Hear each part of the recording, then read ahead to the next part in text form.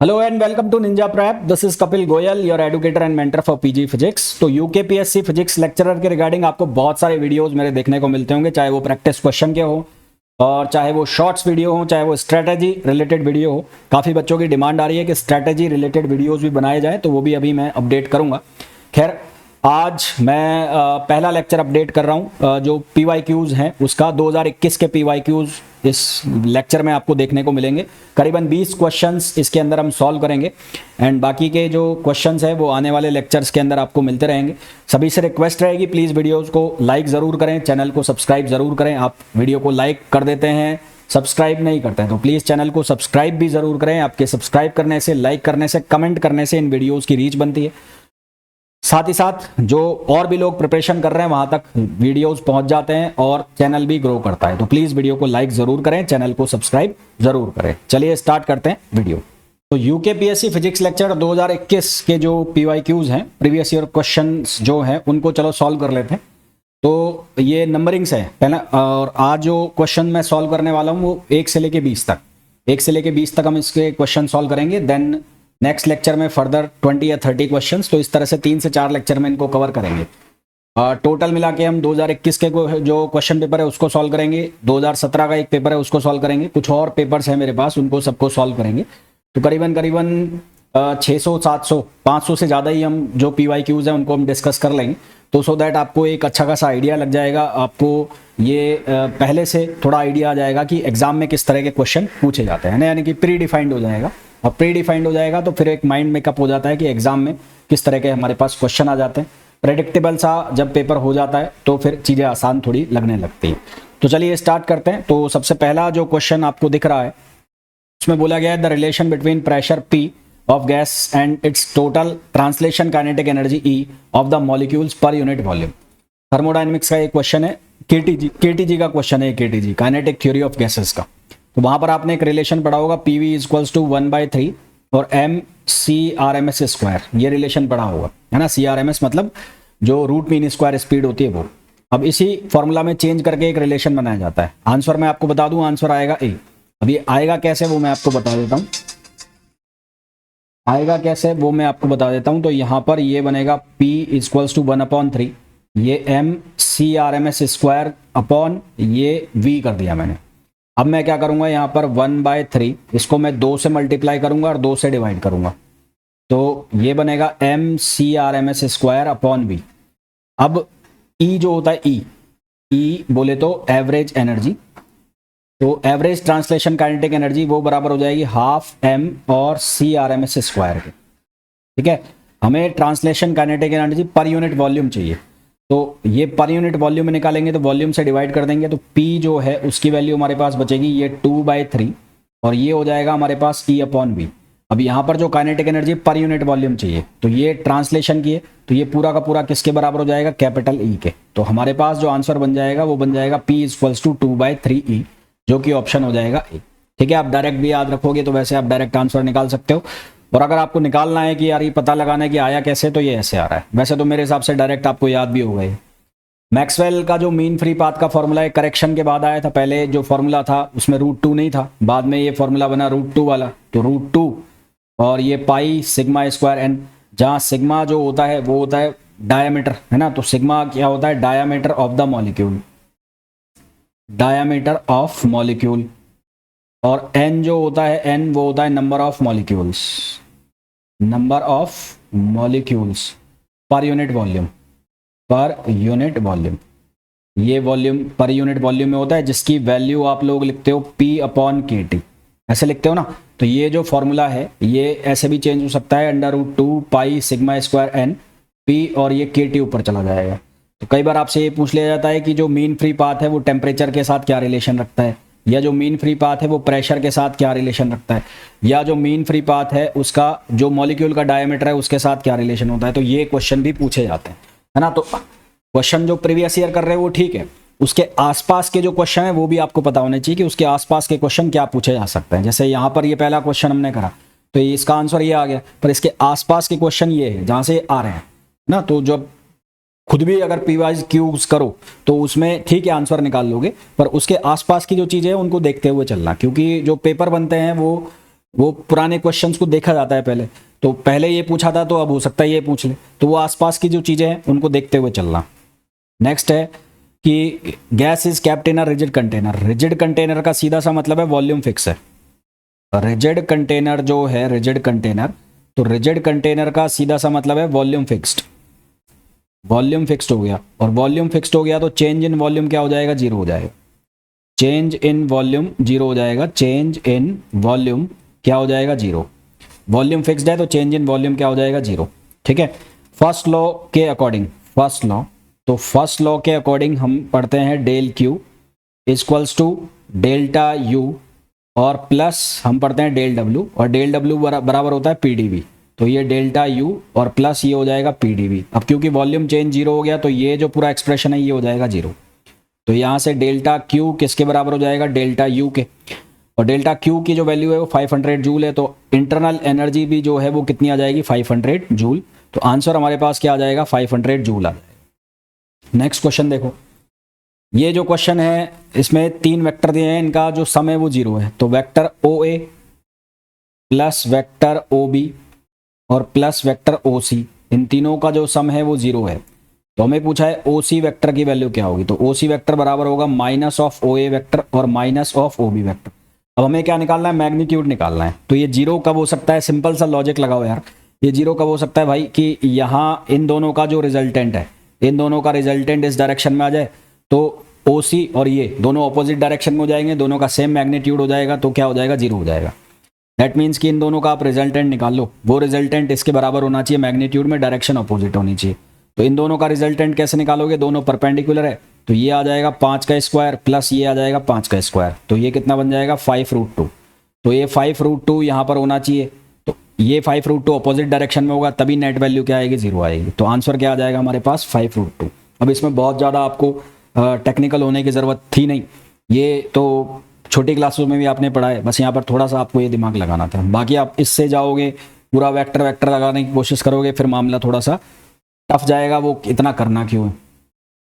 अगला जो क्वेश्चन है उसमें बोला है एक पार्टिकल जो है वो एक्स डायरेक्शन में मूव कर रहा है और उसका मास है m और उसकी स्पीड है 2v। तो ये पार्टिकल ले लिया मैंने m और इसकी स्पीड हो गई 2v। ये एक दूसरे पार्टिकल से टकराता है जो y डायरेक्शन से आ रहा है, ये y डायरेक्शन से आ रहा है, इसका मास है 2m और ये यहाँ से आ रहा है, इसकी स्पीड है v। मान लो यहाँ आकर दोनों टकरा गए, यहाँ आकर दोनों टकरा गए, तो कौन सी कॉलिजन है, इनइलास्टिक कॉलिजन है। इनइलास्टिक कॉलिजन है तो दोनों का मास क्या हो जाएगा, ऐड हो जाएगा, यानी कि m + 2m क्या हो जाएगा, m + 2m। मान लो जो इसकी वेलोसिटी है वो वेलोसिटी हो जाती है v, इसकी वेलोसिटी हो जाती है v फाइनल, इसकी वेलोसिटी कितनी हो जाती है, v फाइनल हो जाती है, ऐसा हमने मान लिया। तो हमें ये बताना है कि जो काइनेटिक एनर्जी है उसमें कितना लॉस हुआ। तो पहले हम क्या करेंगे, हम पहले ये वाली काइनेटिक एनर्जी निकाल लेंगे, फिर हम ये वाली काइनेटिक एनर्जी निकाल लेंगे, और फिर टक्कर के पहले की हम टोटल काइनेटिक एनर्जी निकाल लेंगे। तो पहले हम निकालेंगे K1 जो है वो होगा हाफ m और v स्क्वायर, v कितना है 2v हो जाएगा, तो ये 2v स्क्वायर। तो यहाँ से क्या बनेगा, ये बनेगा 2mv स्क्वायर। इसी तरह से हम निकाल लेंगे K2, तो K2 क्या बनेगा, हाफ मास कितना है 2m, तो ये 2m और वेलोसिटी कितनी है v, तो ये v का स्क्वायर, तो यहाँ से बनेगा mv स्क्वायर। तो total kinetic energy before collision हम निकाल लेंगे, तो total kinetic energy before collision, तो before collision total kinetic energy हो जाएगी K1 + K2, तो ये हो जाएगा 3mv square. Total kinetic energy कितनी हो जाएगी, 3mv स्क्वायर बिफोर कॉलिजन। ठीक है, यहाँ तक बात क्लियर। अब हम टक्कर के पहले का मोमेंटम जो है उसको कंजर्व कर लेते हैं। एक x डायरेक्शन में मोमेंटम हो जाएगा px, y डायरेक्शन में मोमेंटम हो जाएगा py, है ना। तो मोमेंटम कंजर्वेशन हम लगा लेते हैं। तो px मतलब मोमेंटम इन x डायरेक्शन, तो वो कितना हो जाएगा mvx। तो x डायरेक्शन में मास है m और वेलोसिटी कितनी है 2v, तो ये हो जाएगा 2mv, और y डायरेक्शन में भी कितना हो जाएगा 2mv, y डायरेक्शन में भी कितना हो जाएगा 2mv। तो ये हो गया i कैप और ये हो गया j कैप। ये दोनों जब मिलेंगे तो नेट मोमेंटम आएगा, तो मोमेंटम कंजर्वेशन लगा लो, मोमेंटम कंजर्वेशन। तो यहां से लगाओगे मोमेंटम कंजर्वेशन, तो px + py, और ये किसके बराबर होंगे, आफ्टर तो ये p के बराबर होंगे। तो यहाँ से जब आप मोमेंटम कंजर्वेशन लगाओगे दोनों परपेंडिकुलर डायरेक्शन में, तो परपेंडिकुलर डायरेक्शन में तो नेट मोमेंटम किसके बराबर होगा, 2mv आई कैप प्लस 2mv जे कैप, ये होगा। तो इसका जब आप रिजल्टेंट निकालोगे यानी कि मैग्नीट्यूड, तो ये किसके बराबर बनेगा, ये बराबर बनेगा 4m² प्लस ये भी 4m²v²। नेट जो मास है वो 3m हो जाता है और वेलोसिटी जो है वो vf लिखी हुई है। तो यहाँ से कितना बनेगा, 4 और 4 8, यहाँ से ये कितना बनेगा 4 और 4 8, तो 4 और 4 8 कितना हो गया √8 और ये हो जाएगा mv। तो क्या कटेगा यहाँ से, एक m से m कट जाएगा। तो vf जो है √8 को हम लिख सकते हैं 2√2, तो 2√2/3 इंटू v। तो ये हमारे पास फाइनल वेलोसिटी आ जाएगी यानी कि आफ्टर कॉलिजन। अब आप क्या निकाल लो, फाइनल काइनेटिक एनर्जी निकाल लो। तो फाइनल काइनेटिक एनर्जी हाफ मास कितना हो जाएगा 3m और वेलोसिटी कितनी हो जाएगी 2√2/3 और v का स्क्वायर। तो इसको जब आप सिंप्लीफाई करोगे तो kf जो है उसकी वैल्यू कितनी आएगी, ये पहले सिंप्लीफाई कर लो, 1/2 3m और इसका स्क्वायर करोगे 2√2 मतलब 8 हो गया। तो यहाँ 8, 2 का स्क्वायर 4, 4 दूनी 8 और v स्क्वायर और 3 का स्क्वायर 9। तो यहाँ से जब हम फाइनल वेलोसिटी निकालेंगे तो ये 3 बार कटेगा और 2 चौक 8, तो ये आएगा 4mv²/3। ये फाइनल वेलोसिटी आ गई। हमें निकालना है डिफरेंस, तो डिफरेंस कितना आएगा kf माइनस ki। तो kf कितना आया है 4/3mv²। और इनिशियल टोटल एनर्जी जो हमारे पास आई थी वो आई थी 3mv², ये आई थी -3mv² हम कर देंगे। तो यहाँ से हमारे पास कितना बचेगा, ये बचेगा हमारे पास 3 3 9 9 -5, तो 5/3mv²। ये माइनस आ रहा है, इसका मतलब क्या हो रहा है, लॉस हो रहा है। माइनस आ रहा है इसका मतलब क्या हो रहा है, लॉस हो रहा है। परसेंटेज चेंज निकालना है तो डेल्टा k/k, तो माइनस माइनस साइन हटा दो, केवल मैग्नीट्यूड रखो। तो 5/3mv² और इनिशियल हमारे पास कितनी थी 3mv², मल्टीप्लाई कर देंगे 100 से। तो ये हमारे पास कितना रह जाएगा, ये रह जाएगा 56% ना। तो हमारे पास जो लॉस है वो कितना हो जाएगा, 56% का लॉस हो जाएगा। कितना लॉस हो जाएगा, 56%। तो अच्छा खासा क्वेश्चन था ये ना, ठीक ठाक क्वेश्चन था। इसके पहले के जो क्वेश्चन थे वो तो फिर भी सिंपल क्वेश्चन थे, ये वाला क्वेश्चन अच्छा क्वेश्चन था। नेक्स्ट क्वेश्चन देखो, Planck constant has the dimension of, Planck constant की डायमेंशन तो हम लिखते हैं E = hν। E जो है वो है एनर्जी और एनर्जी की जो डायमेंशन है वो वर्क डन की डायमेंशन है। तो एनर्जी की जो डायमेंशन है वो है mL/T-2। अगर आप डायमेंशन भी ना लिखो तो यूनिट से कर लो। और ये हो गया h और फ्रिक्वेंसी की जो डायमेंशन है वो होगी T-1। तो h जो है वो कितना हो जाएगा mL/T-2 और अपॉन T-1।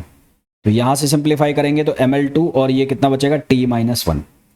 तो ये डायमेंशन आ गई प्लांक कांस्टेंट की। अब एंगुलर मोमेंटम जो होता है वो होता है mvr। तो m1 और ये हो गया m जो हमारे पास वेलोसिटी होती है, वेलोसिटी को हम लिखते हैं L1T-1 और जो हमारे पास डिस्टेंस है उसको हम लिखते हैं L1 से। तो सबको कंबाइन करके लिखोगे तो m1, ये हो जाएगा L2 और T-1। तो ये दोनों डायमेंशन मैच कर गई, यानी कि जो प्लांक कांस्टेंट है उसकी जो डायमेंशन है किसके बराबर होती है, एंगुलर मोमेंटम के बराबर होती है। ठीक है, प्लांक कांस्टेंट की डायमेंशन एंगुलर मोमेंटम के बराबर होती है। अगला क्वेश्चन देखिए, नेक्स्ट जो क्वेश्चन है उसमें हमें डिस्प्लेसमेंट दिया गया है, position x = 12 + 18t + 9t²। Acceleration निकालना है t = 2 सेकेंड्स पर। तो सबसे पहले वेलोसिटी के लिए लिखो dx/dt। तो ये हो जाएगा 0, ये हो जाएगा 18 प्लस ये हो जाएगा 18t। फिर इसका एक्सेलरेशन यानी कि दोबारा से इसको डिफरेंशिएट कर दो, तो d2x/dt2 निकालना है। तो ये हो जाएगा 0 प्लस ये बचेगा 18 है ना, केवल एक ही वैल्यू रह जाएगी 18। तो हमारे पास जो आंसर है वो कितना आ जाएगा 18 मीटर/सेकेंड²। अगला क्वेश्चन है an object with constant speed. तो कांस्टेंट स्पीड, स्पीड जो है वो कौन सी क्वांटिटी है, स्केलर क्वांटिटी है। तो कांस्टेंट स्पीड जो है उसका मीनिंग है मैग्नीट्यूड जो है वो फिक्स हो गया। मैग्नीट्यूड क्या हो गया, फिक्स हो गया, क्योंकि जो स्पीड है वो कौन सी क्वांटिटी है, स्केलर। स्केलर। अब वेलोसिटी की अगर बात करें तो वेलोसिटी में वेक्टर है तो वहां पर मैग्नीट्यूड भी है, डायरेक्शन भी है। तो अगर कांस्टेंट वेलोसिटी की बात की जाए तो कांस्टेंट स्पीड का मतलब है मैग्नीट्यूड फिक्स है पर डायरेक्शन जो है वो चेंज हो सकती है। जैसे कि अगर मैं सर्किल की बात करूं, सर्किल, तो सर्किल के केस में क्या हो गया कि यहाँ पर जो मैग्नीट्यूड है वो फिक्स हो जाएगा, पर डायरेक्शन क्या हो रही है, चेंज हो रही है ना। यहाँ जो वेलोसिटी है, ये वेलोसिटी कांस्टेंट वेलोसिटी है, तो इसका मैग्नीट्यूड फिक्स हो गया, पर डायरेक्शन क्या हो रही है, चेंज हो रही है। और डायरेक्शन चेंज हो रही है, इसका मतलब जो वेलोसिटी है वो कांस्टेंट नहीं हुई। वेलोसिटी कांस्टेंट होने का मतलब है डायरेक्शन भी फिक्स हो जाए, मैग्नीट्यूड भी कांस्टेंट हो जाए।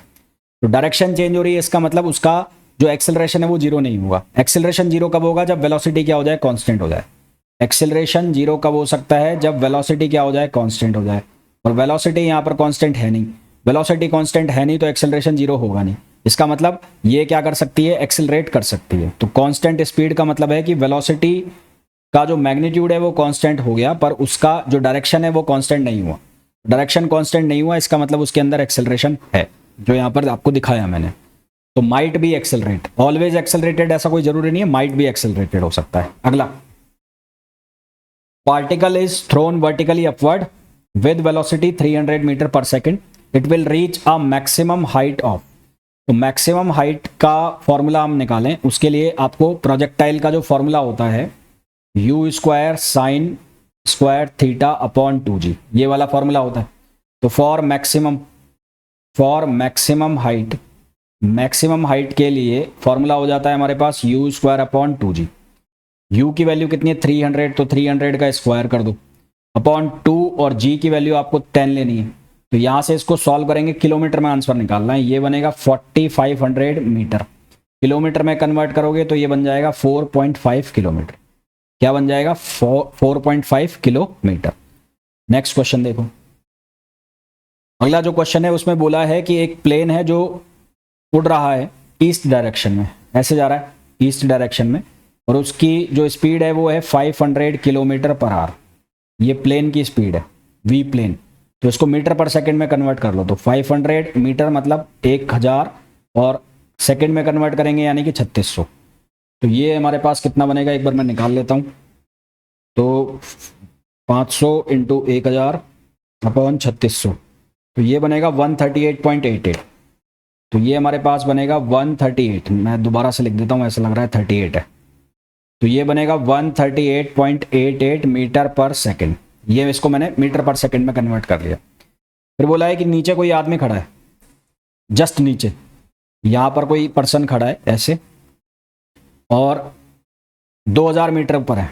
कितना ऊपर है, 2000। तो ये हाइट जो है वो 2000 है, और इसको इसकी आवाज़ सुनाई देती है। और साउंड की जो स्पीड है, यहाँ से जो साउंड की स्पीड है वो 300 मीटर पर सेकेंड है। तो साउंड नीचे पहुंचेगी, उसका टाइम निकाल लेते हैं। आवाज़ नीचे पहुंचने का टाइम कैसे निकालेंगे, टाइम बराबर हो जाएगा height upon speed of sound. तो हाइट जो है वो हो जाएगी 2000, और साउंड की जो स्पीड है वो कितनी है, 300 है। साउंड की स्पीड जो है 300 है, तो ये कट गया, तो ये बच गया 20/3, यानी कि 20/3 सेकेंड में जो साउंड है वो नीचे पहुंचेगी। तो अब हमें निकालना है कि जो प्लेन है वो कितना डिस्टेंस आगे चलेगा। तो x डिस्टेंस आगे चलेगा। हॉरिजेंटल एक्सेलरेशन कितना होता है, 0 होता है, प्रोजेक्टाइल में हमने पढ़ा है। तो x की वैल्यू हम कैसे निकालेंगे, प्लेन की स्पीड और ये टाइम हमने निकाल ही लिया। तो x इक्वल्स टू प्लेन की स्पीड कितनी है, वो है 138.88 और टाइम हमने निकाल लिया है कितना, 20/3। तो इसको जब हम सिंप्लीफाई करेंगे तो x की वैल्यू हमारे पास जो बनेगी वो बनेगी 925.9 विच इज ऑप्शन बी। तो हमारे पास जो सही आंसर आ जाएगा वो क्या आ जाएगा, बी आ जाएगा।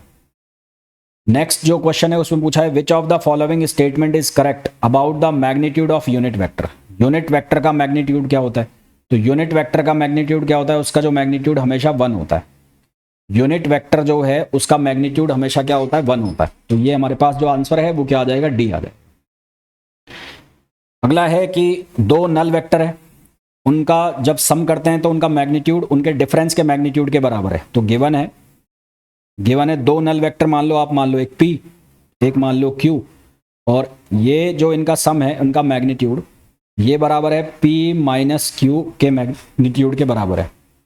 तो इनका मैग्नीट्यूड ओपन करो, तो P square plus Q square plus 2PQ और cos theta plus P square plus Q square minus आ जाएगा यहाँ पर कितना आ जाएगा, माइनस। तो माइनस 2PQ और कॉस थीटा।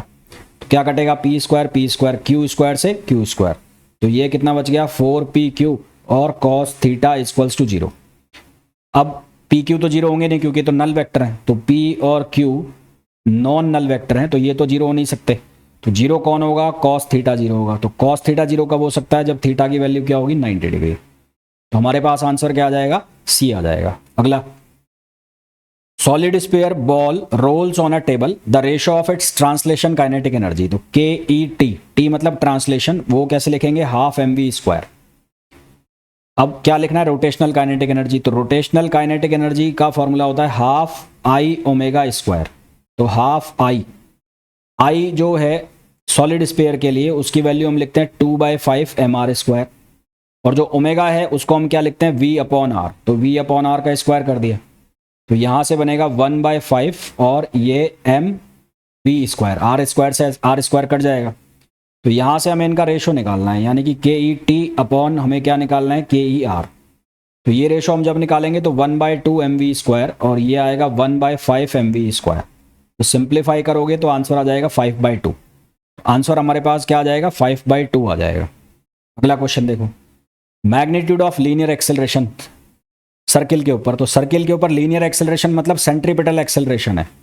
तो लीनियर एक्सेलरेशन मतलब आपसे क्या पूछा है, सेंट्रीपिटल एक्सेलरेशन। सेंट्रीपिटल एक्सेलरेशन, तो सेंट्रीपिटल एक्सेलरेशन जो है वो किसके बराबर होता है, ω²r। ओमेगा जो है उसकी वैल्यू होती है 2π/t। तो यहां से ये हो जाएगा 4π² और r। t जो है वो 4 सेकेंड है, तो ये हो गया 4π² और 4 का स्क्वायर 16। रेडियस 10 सेंटीमीटर, 10 सेंटीमीटर को मैंने यहाँ लिख दिया। तो ये सिंप्लीफाई करोगे तो 40/16, 40 16 दूनी 32, तो ये आ जाएगा 2.5। तो 2.5 π² सेंटीमीटर पर सेकेंड स्क्वायर।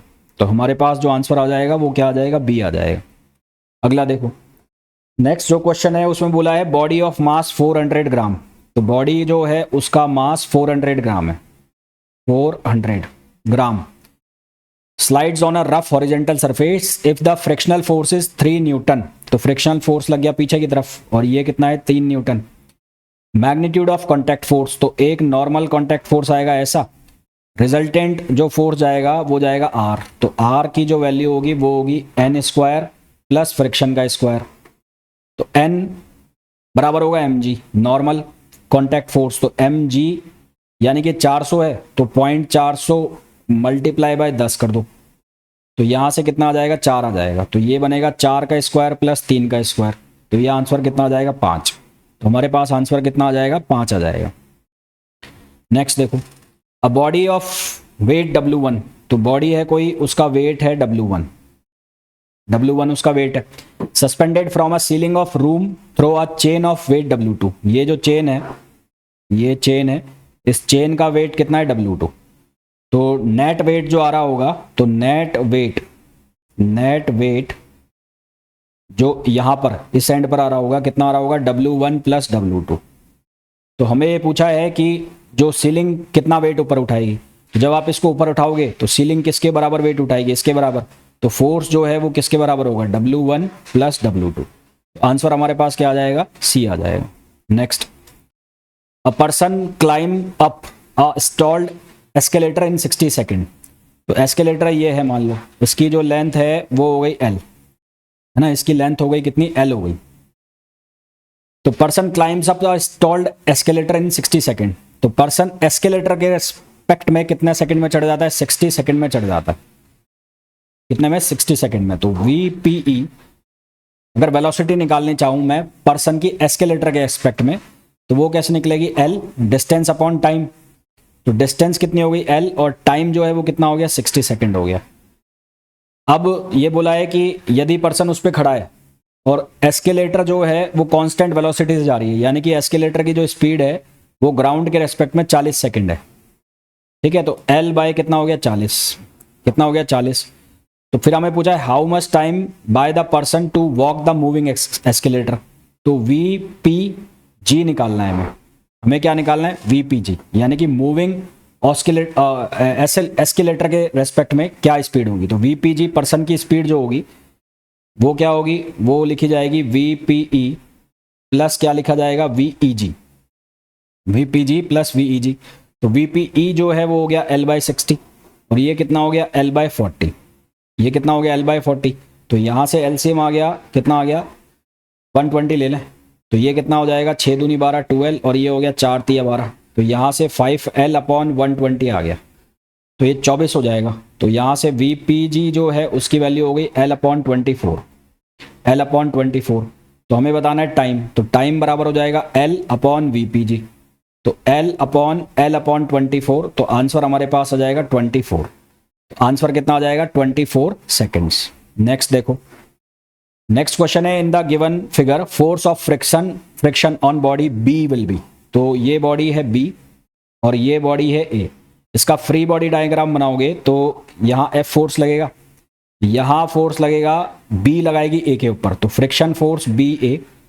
और ये बॉडी B है, तो अगर इस पर पीछे की तरफ जा रहा है तो इस पर फोर्स किधर की तरफ आएगा, आगे की तरफ, तो FAB। क्योंकि नीचे वाला तो स्मूथ है तो यहाँ पर कोई फ्रिक्शन होगा नहीं, तो B के ऊपर जो फ्रिक्शन आएगा वो किधर आएगा, टुवर्ड्स राइट। तो B के ऊपर जो फ्रिक्शन आएगा किधर आएगा, टुवर्ड्स राइट।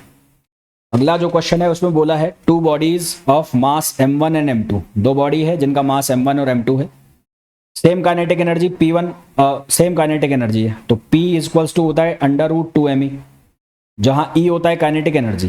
तो हम लिखेंगे P1/P2। तो ये बराबर हो जाएगा 2m1E1 और अपॉन 2m2E2।